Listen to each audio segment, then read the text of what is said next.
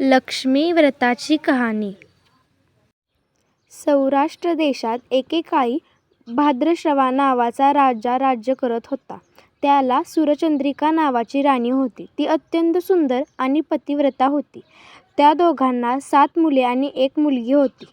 तिचे नाव श्यामबाला होते. एकदा लक्ष्मीदेवीच्या मनात आले, आता आपण राजाच्या राजवाड्यावर जाऊन राहूया, म्हणजे संपत्तीचा नीट उपयोग करून राजा प्रजेला अधिक सुख देईल. उलट एखाद्या गरीबाकडे गेल्यास तोच एकटा श्रीमंत होऊन सारी संपत्ती खाऊन टाकेल, असा मनात विचार करून देवीने एका वृद्ध स्त्रीचे रूप घेतले. हातातील काठी टेकत ती राजवाड्याच्या मुख्य दारापाशी आली. तिला पाहून एक दासी पुढे आली आणि तिने विचारले, आजी, तुम्ही कुठल्या? तुमचं इथं काय काम आहे? माझं नाव कमला. वृद्ध स्त्रीचे रूप घेतलेली देवी म्हणाली, माझ्या पतीचे नाव भुवनेश. द्वारकेला मी राहते. ऐक, तुझी राणी सूरचंद्रिका मागच्या जन्मी एका वैश्याची पत्नी होती. तो वैश्या अत्यंत दरिद्री होता. त्यामुळे त्या दोघांची नेहमी भांडणे होत. एकदा तिच्या नवऱ्याने तिला बेदम मारहाण केली. तशी ती रागारागाने घराबाहेर पडली आणि उपाशीपोटी रानावनात भटकू लागली. मला वाईट वाटले. मी तिच्या जवळ गेले. तिची सर्व हकीकत ऐकून तिला लक्ष्मीव्रताचा उपदेश केला. माझ्या उपदेशाप्रमाणे सूरचंद्रिकेने लक्ष्मीव्रत केले. त्या व्रताच्या प्रभावाने लक्ष्मीदेवी प्रसन्न झाली. तिच्या घरात लक्ष्मी नांदू लागली आणि सुखाचे दिवस आले. आता तिचा राजकुळात जन्म झाला आहे. राजसुखात दंग झाल्यामुळे तिला व्रताचा विसर पडला आहे. तिला आठवण करून देण्यासाठीच मी इथे आले. आजी, महालक्ष्मी व्रत केव्हा आणि कसे करावे हे मला पण सांगाल का? दासीने मोठ्या उत्सुकतेने विचारले. आजीने तिला लक्ष्मीव्रताची माहिती व महत्त्व सांगितले. दासीने आजीचा निरोप घेऊन ऐकलेली सर्व हकीकत राणीला सांगितली. राजवैभवात लोळणाऱ्या राणीला आपल्या ऐश्वर्याचा गर्व झाला होता. ती उन्मत्त झाली होती. त्या वृद्ध ब्राह्मण स्त्रीपाशी येऊन राणी संतापाने म्हणाली, बाई ग, कमाल झाली या थेरडीची. काय ग थेरडे, ही गतजन्माची काय कटकट लावली आहेस? चल, चालती हो इथून. दृष्टे, एवढी कशाने माजलीस? वृद्ध ब्राह्मणीचे रूप घेतलेली श्रीलक्ष्मी कडाडली. तुझे उद्धट वर्तन पाहून तू जा म्हणण्याआधीच मी निघाले. आजचा दिवस लक्ष्मीचा असून तू माझी अवहेलना केलीस. त्याचे फळ तुला लवकरच मिळेल. थेरडे, मला शाप देतेस? स्वतःला लक्ष्मी समजतेस काय? सूरचंद्रिका रागाने म्हणाली. तिने वृद्ध आजीच्या हातातील काठी हिसकावून घेतली आणि तिला खाली ढकलले. ती वृद्ध ब्राह्मण स्त्री उठून उभी राहिली आणि कणत सरफडत तेथून निघाली. वाटेत श्यामबाला उभी होती. तिने घडलेली सर्व हकीकत आपल्या डोळ्यांनी बघितली होती. आजी, आईच्या उद्धट वर्तनासाठी मी तुमची क्षमा मागते, श्यामबाला हात जोडून खेदाने म्हणाली. तेव्हा लक्ष्मीला तिची दया आली. तिने श्यामबालेला महालक्ष्मी व्रताची माहिती सांगितली. तो दिवस म्हणजे मार्गशीर्ष महिन्यातील पहिला गुरुवार होता. श्यामबालेने भावभक्तीने महालक्ष्मी व्रत केले. सिद्धेश्वर नावाचा राजा होता. त्याला मालाधर नावाचा राजपुत्र होता. त्या राजपुत्राशी श्यामबालेचा विवाह झाला. श्यामबाला पतीसह राजवैभवात राहू लागली. इकडे लक्ष्मीचा कोप झाल्याने भद्रश्रवा राजाची सर्व संपत्ती क्रमाने नष्ट होत गेली. तो राज्यभ्रष्ट झाला आणि त्याला दरिद्री अवस्था प्राप्त झाली. अशा अवस्थेमुळे त्यांची 7ही मुले त्यांना सोडून गेली. वेळेवर खायला अन्न नाही, पांघरायला वस्त्र नाही, अशी अवस्था झाली होती. एकदा राणी आपल्या पतीला म्हणाली, स्वामी, दारिद्र्यामुळे जगणे असहाय्य झालेले आहे. आपला जावई मालाधर राजा आहे, श्रीमंत आहे. त्याला आपली परिस्थिती सांगा आणि तो काही देईल तो घेऊन या. राणीचे बोलणे भद्रश्रवाला पटले.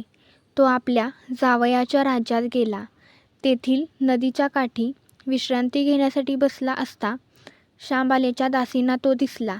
त्या पाणी नेण्यासाठी इथे आल्या होत्या.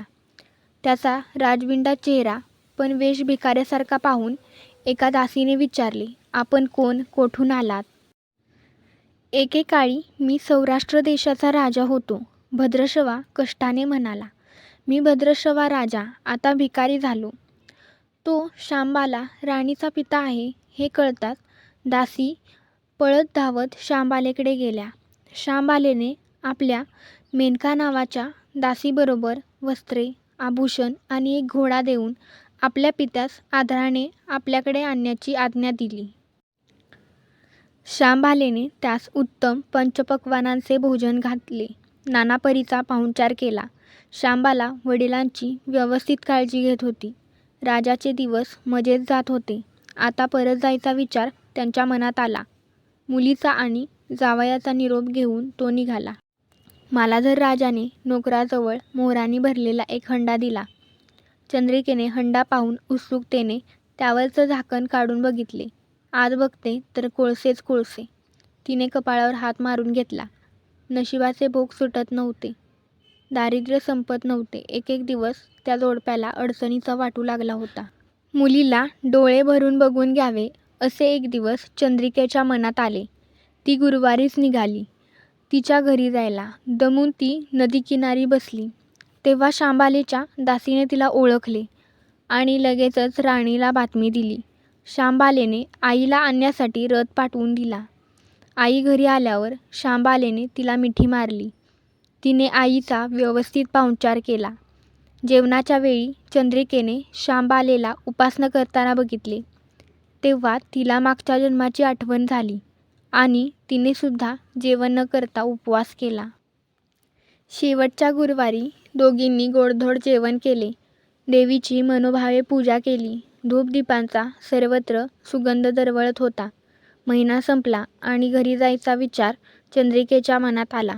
शांबाला सुद्धा आईला पोचवायला बरोबर गेली.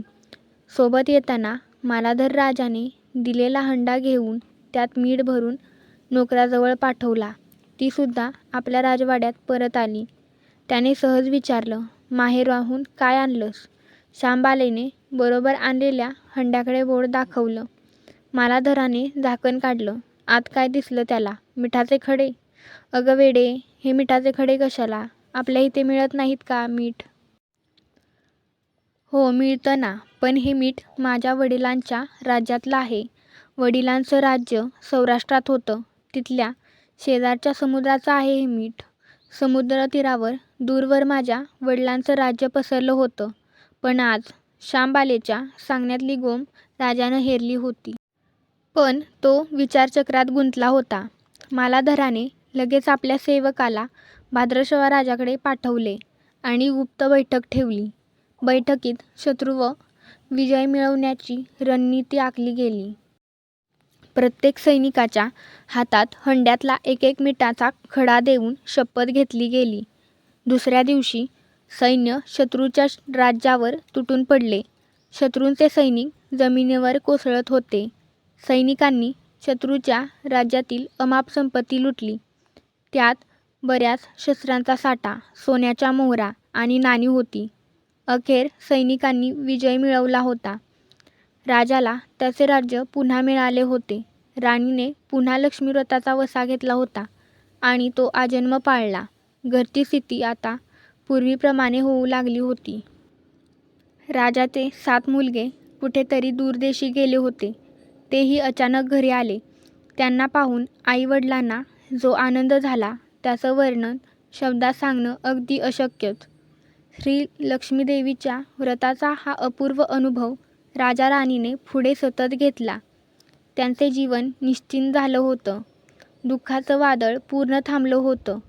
कथेचा सार एकच, गरिबी आली तरी खचून जाऊ नये आणि श्रीमंती आली तरी उत्मात करू नये.